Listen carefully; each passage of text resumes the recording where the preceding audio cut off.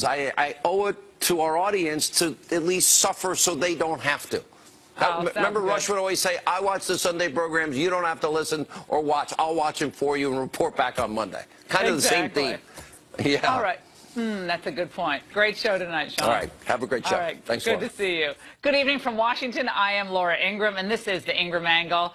What a fantastic show we have for you tonight. What other type of show would we have? Can you imagine if I said we had a really lame show, but you have to watch? It's going to be a great show. Ann Coulter and the angle on the watershed moment in Hollywood, the worst rated Oscars in history. So do you think the political smack talk from celebrities had anything to do with that? No. Plus, a reporter joins us with an exclusive new report on the Russian investigation and what the FBI has been hiding. Plus, we're going to examine the rush to take guns from people deemed a threat or unfit. Dan Bongino debates a Democrat on whether this is the first step on a very slippery slope. Also, nervous Republicans warn President Trump not to start a trade war with tariffs. But he has an even bigger warning if other countries don't stop cheating. And Dolly Parton, you are not going to want to miss this, with some advice for star celebrities, athletes who insist on getting political. And speaking of that, the humorless, out-of-touch American left. That's the focus of tonight's angle. Okay, over the weekend, CNN released, and then went apoplectic over comments President Trump made to a group of donors on a Saturday event at Mar-a-Lago. Now, Trump noted that Chinese President Xi Jinping was now going to essentially be president for life. And Trump added, I think it's great. Maybe we'll want to give that a shot someday. China's great, and Xi is a great gentleman. He's now president for life. President for life. No, he's great. Hey, look, he was able to do that. I think it's great. Maybe want to give that a shot someday. I can't do Trump as good as Trump can do Trump. Well, look, it is obvious from the audio that this was something called, in English, a joke. It's obvious to everyone except America's resistance media, which has all but lost touch with reality. This kind of consolidation of power is not just un-American. It's impractical. It's counterproductive. And we ought not to hold it up. Donald Trump is praising a man's consolidation of power that has been compared repeatedly to Mao's. Yeah, all he knows is, is it good for me and my image? Is it good for, Does it feel good to say right now? Does it feel good to say it right now? Yeah, I know it's even more visceral and stupid. Kind of there are strains of authoritarianism going on here in the homeland. That is something that the people in the room, I think, probably were laughing nervously at. I don't know. I wasn't there. Totally. Well, no morning jokesters there. CNN's Chris Cillizza saw something even more sinister. Under the headline, "This may be the scariest thing Donald Trump has said as president," he wrote, "Trump has demonstrated his governing theory is largely centered on taking as much as you can until someone stops you. That worldview is what makes Trump thought on Xi all the more chilling." Well, it was no more chilling than what he said on Saturday night at the Gridiron Dinner, which is a fun comedic event for the D.C. and business power players. Again, this is humor. The president jokingly referenced possible talks with North Korean dictator Kim Jong-un, saying, as far as the risk of dealing with the madman is concerned, that's not his problem. That's his problem, not mine. In other words, Trump's a madman, trying to make fun of himself. So you know why the left is so agitated by these jokes? Because the president is besting them at their own game. And in the process, he's kind of endearing himself to the public. I have a question. Why should the left be the only group allowed to engage in a little sarcasm, a little comedy, a little self-deprecating humor? The left does not mind at all dishing it out. But the moment the president or any conservative ribs them, or even themselves for that matter, self-deprecating, there's immediate blowback. What am I talking about here? Movie stars, sports celebrities, television actors, they shoot their mouths off on politics and public affairs all the time. It's like reflexive. They can't help themselves. And we're supposed to react as if Plato himself had come back to opine on contemporary issues. Like, oh, thank you for your commentary. It's so well informed. Look, everybody has the right to speak his or her mind, of course. And they're welcome to come on this show anytime. But just because you are a celebrity or get paid millions of dollars to play a game doesn't mean you get a free pass to offer illogical arguments, avoiding substance, and just engage in drive-by media attacks. And you don't get to do that with impunity. And if you do that, you shouldn't be taken seriously. In case you hadn't heard, I wrote a best-selling book 15 years ago called Shut Up and Sing. I went after leftists such as Barbra Streisand, the Dixie Chicks, love their music, Michael Stipe, love his music, and a bunch of other celebrities who love to opine on politics. I routinely call out these elites who feel like their celebrity in one arena gives them political authority and heightened credibility to speak on all these complex issues of the day. Last week, we at the Ingraham angle caught Barbra Streisand in a little bitty lie. She claimed to Variety that the presidential election was rigged and that she had spoken to, quote, senators from Wisconsin and Michigan, close quote. Well, no one bothered to call up the 4 senators from those 2 states, but our producers did. We called both the Wisconsin senators, who told us they did not speak to Barbra Streisand and certainly said nothing about election fraud. Oops.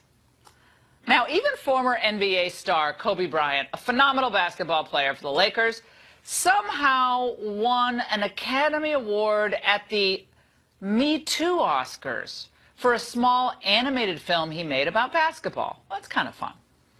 Well, there is now an online petition with over 16,000 signatures and counting to rescind Bryant's Oscar owing to, I guess, a rape accusation in 2003 by a 19-year-old woman. They ultimately didn't bring the charges. He settled the civil case with her. The accuser refused to testify before they went to trial, and so eventually he did away with the suit by, I guess, settling the civil claim. But Kobe's was just one of the many awkward Oscar moments that were kind of far from funny and even repellent to the American public. Host Jimmy Kimmel, in his opening monologue, referenced this film, Call Me By Your Name, a Best Picture nominee. And the film was about a 24-year-old man who has intimate relations with a 17-year-old boy. We don't make films like Call Me By Your Name for money. We make them to upset Mike Pence. Okay, well, actually, you might not thrill the American people either, who saw few of the art house films celebrated at this tedious Tinseltown love fest last night. Jimmy Kimmel's Oscars fell to a 9-year viewership low last year in 2017. But this year, I've got to say, Jimmy, you outdid yourself. He presided over the lowest rated Oscars ever. I say nothing says happy 90th Oscar like a 20% drop in your lousy ratings from last year. 3 cheers. But let's face it, these people are fanatics, so they don't care. Dreams are the foundation of America. And to all the dreamers out there, we stand with you. Marginalized people deserve to feel like they belong. Representation matters. Who are more marginalized, by the way, in Hollywood than conservatives? How about Christian conservative? Is anyone more marginalized than someone who actually voted for Trump and works in a major film? Come on. These people are just complete phonies. Hollywood, sports figures, all these people have one job. And this is why they get paid a lot of money. And good on them if they do get paid a lot of money and they're good at it. They entertain us.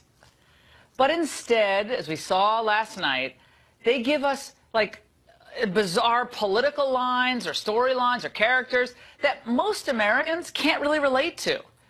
And then, meanwhile, Hollywood ends up attacking a lot of the values and ideas that millions upon millions of Americans hold dear. And then when they're criticized, they cry like infants being weaned, which makes sense since many of the celebrities are used to feeding off their sycophantic staff and media enablers. They're not used to criticism. Perish the thought. All of this is a big turnoff, though, to the audience. And they have a lot of options to choose from these days, don't they? And if you want to know why these celebrities are so nasty to the president and so upset when he or any conservative dares to crack a joke, well, I have an answer. For all their vitriol and all their bile directed at conservatives and the president, you know what he keeps doing? Put it in a language that everybody understands here. He keeps putting points on the board for America, the American worker. And our audience is growing, while the Oscars audience is tanking. Now that's what I call funny. And that's The Angle. Joining us now for reaction in West Palm Beach, Florida, is best-selling author Ann Coulter, and in New York, Kathy Rue, who is publisher of Catalina magazine. It is great to have two smart women on this show. All right, Kathy, have at The Angle, have at me. I'm sure you disagree with some of the things I said. No, not a word. Not a word. Oh, I love you anyway. You're awesome. But it wasn't a love fest. You said it's usually a love fest. So this year it wasn't just a love fest. It was beyond the lip service. It was beyond the patting on the back. And Hollywood got real. So they were as real as what's happening outside. So for 90 years, they've left everything that's real, everything that's uncomfortable on the outside of the theater. And this year they brought it in. And if a little bit of America was uncomfortable, so be it. That's the way movements start. That's the way they continue. And that's how things change. I consider it progress. And good for Hollywood. They got real. It's an all-time low in viewership for the Oscars. Award shows are low. Do we watch films and the Oscars for them to opine on politics? I mean, I'm not saying some of the really smart people out there, but I think most people just want to release from the nasty left-right, which, look, I'm sure we're part of it, but I think people want entertainment to escape some of it at least. And I think when these actors and celebrities just marinate themselves in politics, I mean, you can watch us, you can watch other networks for that. And I know you were glued to your television set last night. I have to say, I didn't watch 1 millisecond of the Oscars. I had a kid with the flu and went to bed early, but go ahead. Fantastic. We have the perfect panel to discuss the Oscars because I didn't even know they were on and didn't watch them. However, I did have a friend from the industry calling in like every half an hour to give me the political updates, and I did look up a few videos later, so I do... I am an expert now. And one thing that was funny about it is, I mean, this was supposed to be the big Me Too Oscars, but it very quickly went off the rails. And, all these women who've been raped and pawed and had their careers destroyed, like Mira Sorvino. I mean, she's a real hero who should have been celebrated. No, that was pushed aside so we can talk about transgenders and illegals and immigrants. And intersectionality. We got intersectionality in there. And as for your opening statement, no, you're giving most celebrities, I think, really fantastic advice, and they can take it from people like us. I had an actor sort of making fun of me once, a very famous actor whom I won't name, and, sneering at me because people come up to me on the street and, say mean things to me. And I said, yeah, everybody says nice things to you. They're talking about your character. At least when people love me, it's really me they love. But, you and I, and I guess all three of us, I'm sorry, I don't know you, Kathy, but you're in politics. If you're in politics, you're going to have half the country hate you. There's nothing you can do about it. But if you're a skier, like someone I used to love, Lindsey Vonn, haha, I was so happy when she lost, or, you know, these actors and actresses, you can have the whole world love you. Wouldn't that be great? Yes, but why do you bother leaping out and taking a political position, ticking off half of the country? But it's admirable. They're choosing to do so, which is admirable. They're no longer just giving, like I said, the lip service. We can't criticize them anymore for just hiding behind their characters. They're showing we are intelligent. We're not directors. Look at all these roles. Look at what we can do. And they had the women stand up, and they did explain each role that women play behind the cameras that, I mean, most Americans aren't aware of. I think we're just aware of the, Kathy, do you think most Americans care about the gender or the race or the ethnicity of the cinematographer? Don't they just care about whoever makes it and whoever's great at it? That's awesome. The beauty of it. Aren't we supposed to not care about gender? I'm really confused because I thought we were supposed to get away from gender, race, and sexual. Everyone's the same. Now everybody's not the same. No, and that's we have to bean count in every profession. And heaven forbid you're a white male and you're a cinematographer because you must have totally screwed someone over to get your job. I'm sorry to be harsh there, but I think if you're a white male in Hollywood, you probably have a target on your back, given the atmosphere out there, which I think sometimes doesn't give due process to people. Poor Ryan Seacrest. I mean, I don't even know Ryan Seacrest, but he was like the persona non grata last night after he was cleared, as far as I can tell, of any wrongdoing in any case. But now nobody will go up to him like he's a leper? Like, what's that all about? But that's how movements start. I mean, the other Oscars were so 89 Oscars ago. I mean, this is the 90th. This is a new time. The next 90 years, we are going to care more about genders. We are going to care about these things. That's the whole point. This is a turning point. Wait a second. So we have to care. They're telling us we have to care. We have to care. Okay, well, Gary, hold on one second, guys. I want to play one soundbite that's really, I think, really positive. Gary Oldham, who won for, of course, The Darkest Hour, playing Churchill. This is what he said when he won the award. They just go off into all the politically correct stuff. I thought that was a lovely acceptance speech, and I'd like to contrast it with Guillermo del Toro's, who talked about how we have to have a borderless world, and I'm from Mexico, but there's no border.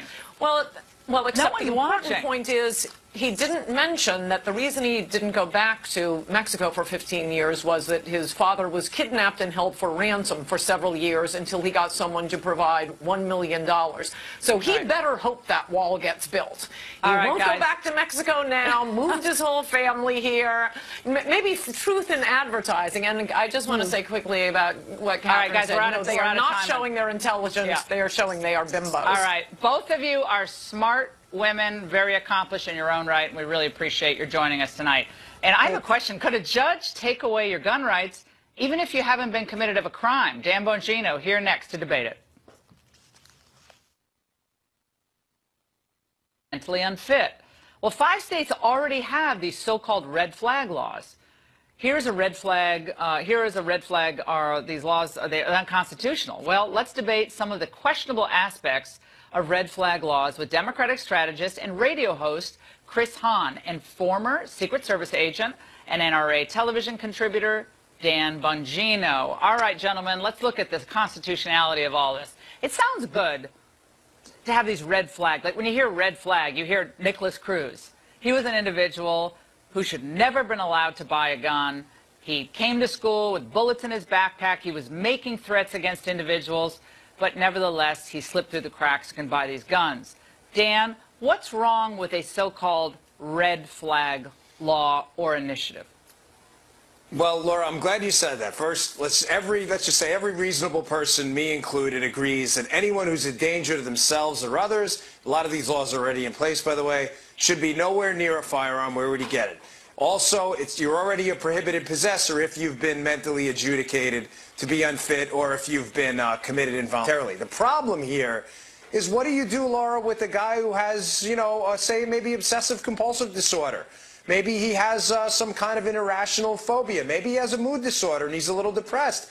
But an otherwise law-abiding citizen who's done nothing wrong, what do you do with that person? Are his constitutional rights now open for debate? And one last thing on this, Laura. You know, Listen, I get it. There's a lot of emotion, as there should be, wrapped up in this horrific tragedy in Parkland. But let's be clear on this. A very small portion of people who are mentally ill become violent later on. And I think it's very unfair to a very sick portion of the population who's done nothing wrong to have their constitutional rights thrown out the window. Let's remind everyone what President Trump said just last week on this issue, which kind of sent the whole debate into some tumult. Let's watch. I like taking the guns early, like in this crazy man's case that just took place in Florida. He had a lot of firearms. They saw everything. To go to court would have taken a long time. So you could do exactly what you're saying, but take the guns first, go through due process second. Chris, that must have been music to your ears. Like, take the guns first, then go to the judge later. In some ways, that sounds really good. But you can see, depending on where the authorities are, like politically, it could be. Remember, Janet Napolitano said in 2009, returning veterans could be a problem, single-issue voters could be a problem. And I know it sounds like a slippery slope argument, but you could see why the ACLU even has a problem with expanding the definition of red flag.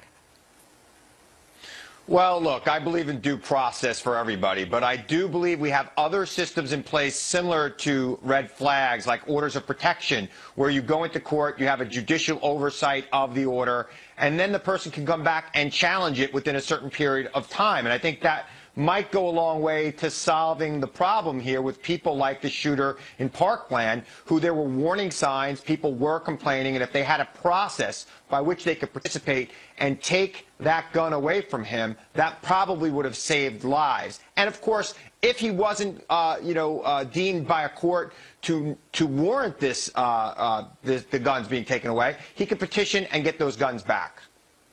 Dan, that's what courts are for. Dan, when you think about what California was trying to do with their red flag law, they already have a provision on the books.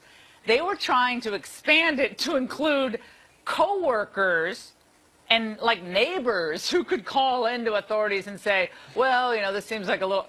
And again, it seems like okay when you think about someone like a Nicholas Cruz. But what if a neighbor just doesn't like you? Like the leaves blew onto your side of the property and you were ticked off, like, oh, this guy seems a little unstable to me. That's where I think the ACLU and other civil libertarians have a problem. Yeah, absolutely. Laura, we've already seen this with the Obama administration's edict on Social Security recipients who, for whatever reason, they didn't have to be mentally ill, but felt like they couldn't handle their financial affairs. The Obama administration said, hey, let's put that information in NICS. And by the way, you can't defend yourself with a firearm now either. So I get it. I get it when people say, oh, it could be a slippery slope. But one thing the Obama administration and the Clintons have taught us is the slippery slope is really slippery. It's really steep, and you always wind up falling down it. I mean, who thought they would spy on innocent Americans with metadata? Oh, that happened too, by the way. You have post-Obama stress disorder, my friend. Let me tell you something. There is a judicial review.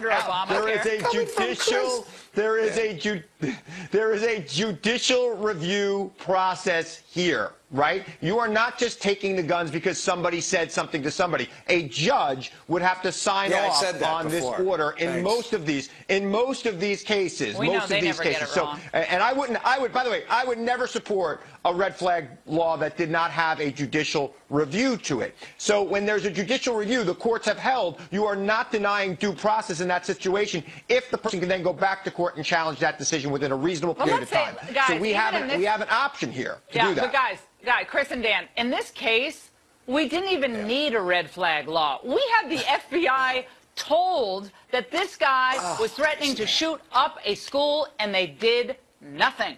Okay, so we could have like 5 of these red flag laws. He still should have been prevented from getting a gun, and they still should have visited his house and then dealt with it from there. But I think the red flag, you didn't even need that in this case. The guy was a total nutbag. The state of should never have had a gun. Laura, the state of Florida visited his home, knew that he had a gun, knew that he wanted to buy a gun, and did not see any need to remove any ability for him to get a gun. The FBI had a warning in January that he wanted to blow up a school. They had the most permissive gun laws in the country in Florida, and that's going to change now.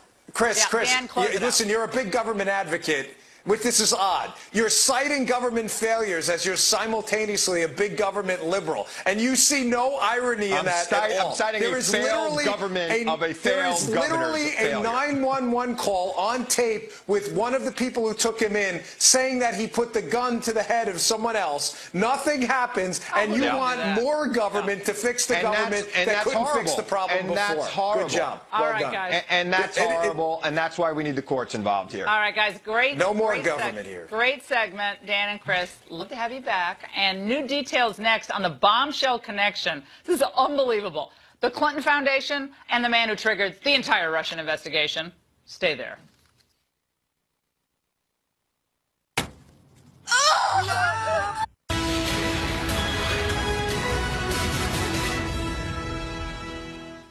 Oh, this is fun. Republican investigators in Congress have a new and slightly troubling question for the FBI. Now, why didn't the Bureau tell them that the guy who triggered the Russia investigation actually had a multi-million-dollar connection to the Clinton Foundation? Reporter Alison Spann has been investigating Australian diplomat Alexander Downer. She now joins us to discuss her article just published in The Hill tonight. Alison, great to see you. Thank you so much for having me. Okay, so now this is like a cast of characters. This is like a mystery novel. But tell us about Alexander Downer and his connection to all of this Papadopoulos character and why it's important. So if you remember, in the summer of 2016, Alexander Downer was the one who came out with his evidence about George Papadopoulos. He said he had a drink with him in a London bar, and Papadopoulos revealed to him that he knew that Russia had some dirt on Hillary or might have some damaging emails to her. So he's the one that actually gave that information to his government.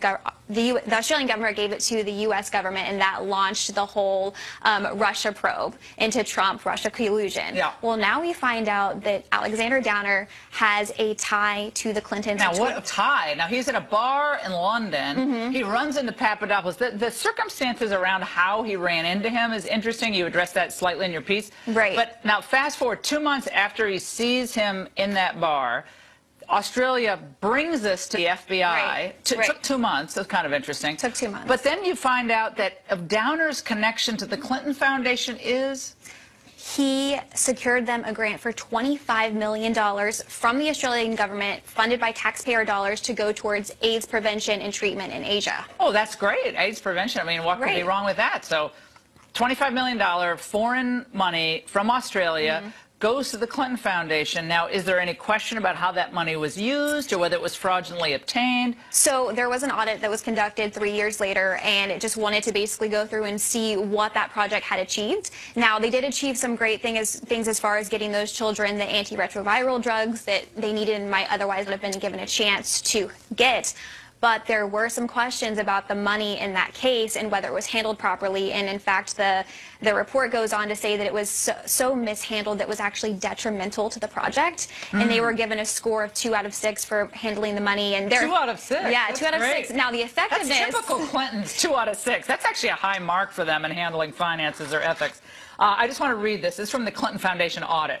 Some management weaknesses were noted with human resource management, the absence of readily available and useful budget information showing exactly how funds were spent, and project monitoring. So it's not a resounding plus, but the more important thing is, why wasn't this revealed?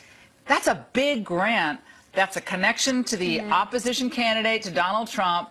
He happens to be in this bar. He happens to meet this Papadopoulos guy. He happens to funnel the information. And he's not a minor figure. He's a well-known liberal politician in Australia who's buddies with the Clintons. And I think that's what a lot of members of our Congress are asking now. We talked to Jim Jordan for our story, and he was shocked when he heard this information. So you brought it to Jordan? We brought it to these congressional committees who They didn't even know! No, they didn't know. So we Nice actually work. brought this information to these congressional committees who are investigating this case. They had no idea. The FBI did not disclose this information to them. So they're shocked, and they want this to be investigated. And in fact, Jordan said that he wants a second special counsel because, as he says, that the FBI cannot investigate themselves. This is one more example. First, you had the dossier being funded by Hillary Clinton and the DNC. That wasn't revealed to the FISA judge. Right. And now you have this. Well, and there's actually 4 pieces of information they didn't reveal. The dossier was funded by the DNC and Clinton. Sidney Blumenthal, who is a close Clinton supporter, was funneling the information to Christopher Steele through the State Department. And then you had the Yahoo article that was quoted in the FISA application was written by Michael Isikoff, who got his information from Christopher Steele. And then now we have this connection between Alexander Downer and the Clintons. Now say that backwards really fast.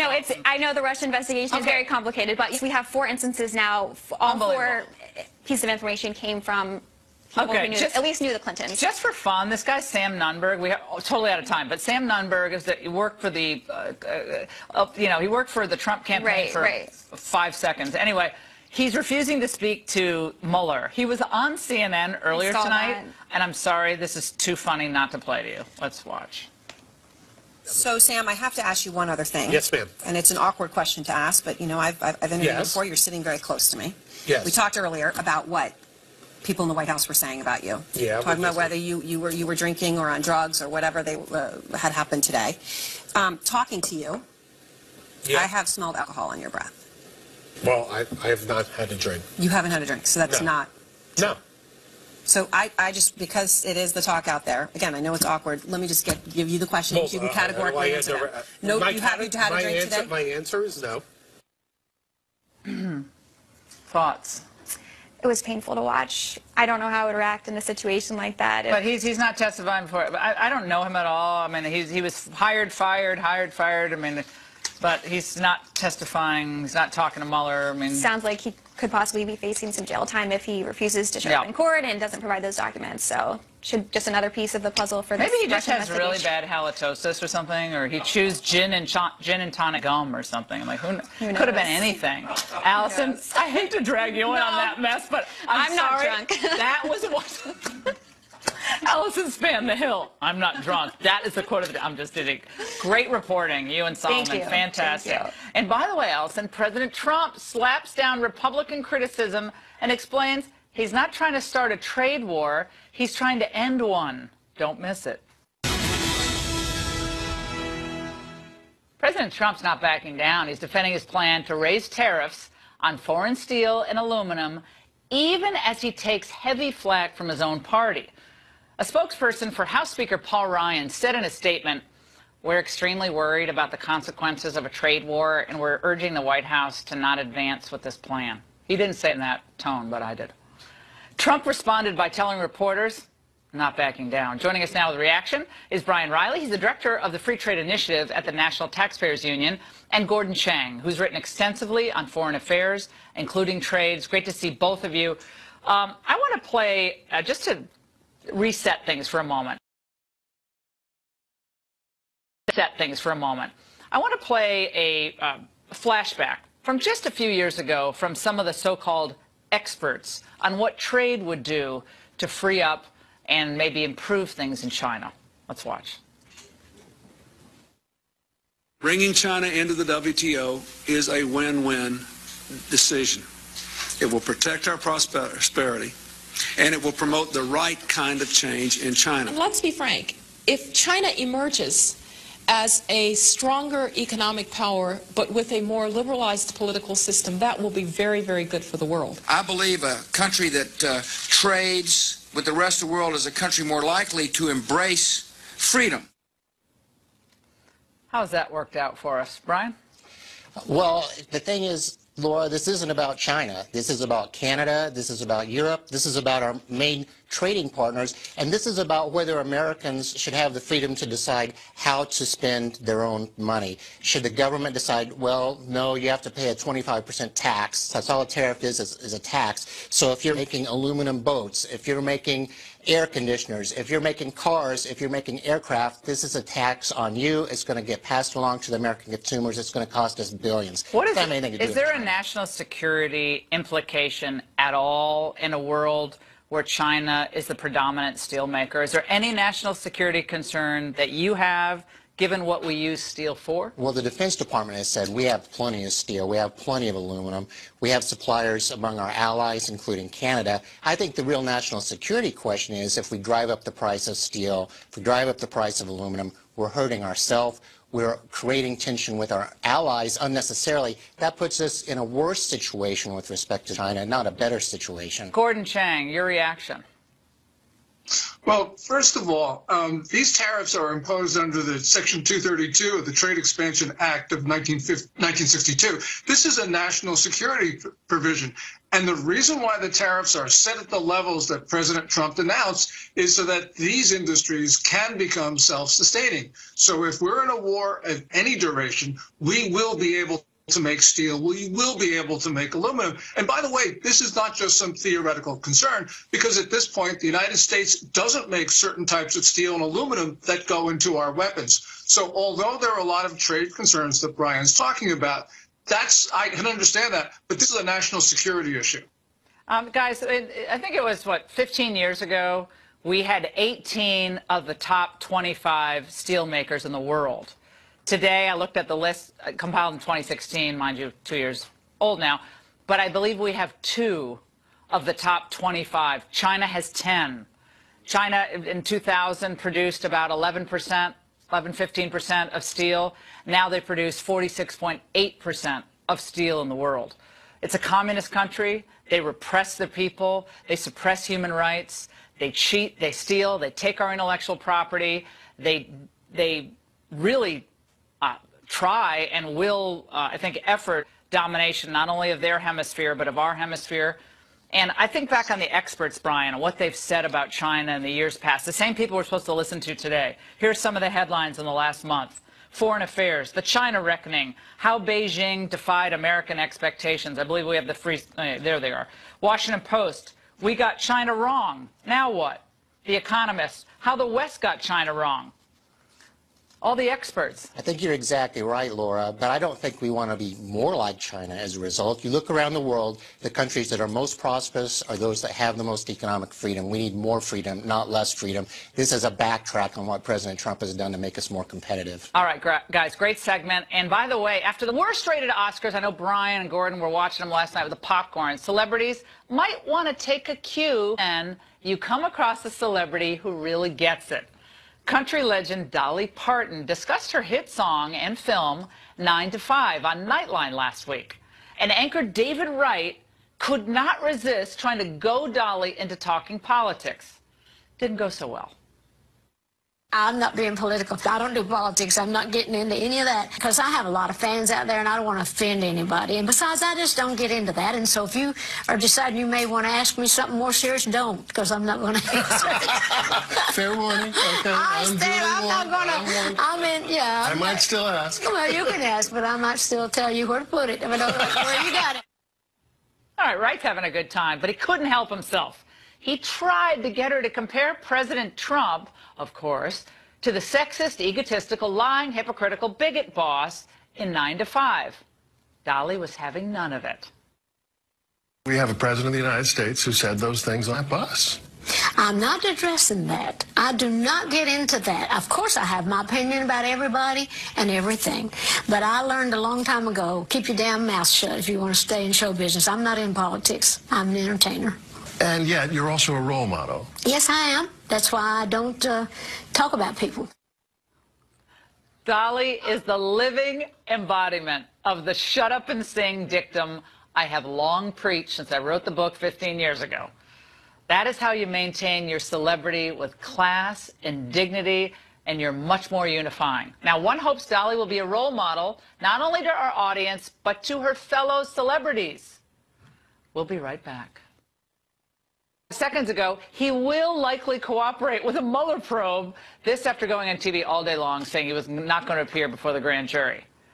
Well, I don't know what he had in his drink, but CNN, that performance was awesome.